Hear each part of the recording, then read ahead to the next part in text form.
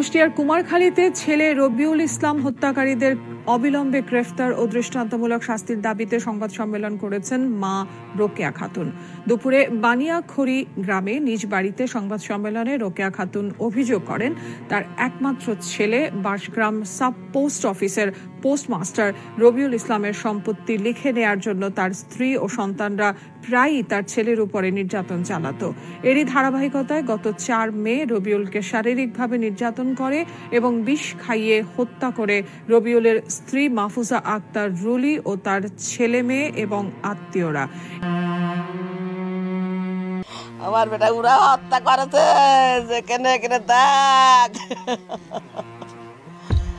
আমি টের পরে আমি অনেক রাত্রি কুষ্টিয়া নিয়ে গেলাম, রাজশাহী গেলাম, তা আমার বেটার পাঠাতে পারলাম না। শোনা এর আগে একবার বাঁশগ্রামে তোর 500 টাকা কিনেছে, আমার সোনার বাড়ি ছিল, তা আমার সোনা ভালোই সংসার করতাম। মা বারবার মানেছিল আমার সোনার, বারবার মারে আমার সোনার সহ্য করে। আম্মা আবু সহ্য করি শোনা, তার ছেলে মেয়ে বড় হয়ে গেছে শোনা। আর একটাই বেটা, আমি কি করে বাঁচবো, আমি কান্নে থাকবো শোনা, তোমরাই বুঝে দিবা।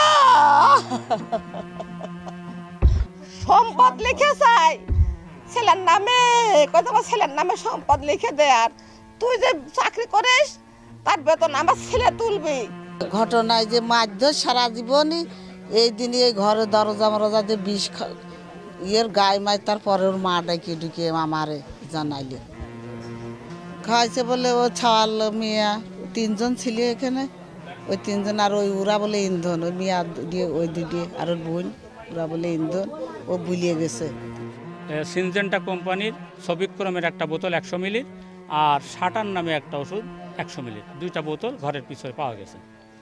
তো শুনলাম যে সে মোবাইলে নাকি করে গেছে যে আমার হত্যার জন্য বা মৃত্যুর জন্য দায়ী হচ্ছে তার ছেলে মেয়ে বউ আর তার এক বউয়ের বোনকে নাকি অভিযোগ করেছে, এই শুনলাম। আমি চাচ্ছি যে তার সঠিক তদন্ত হয়, তার বিচার হোক। আমি আইনের কাছে বিচার চাই, আমার বেটা বিচার চাই, সঠিকভাবে বিচার চাই, যাতে ওদের সাজা হয় শোনা।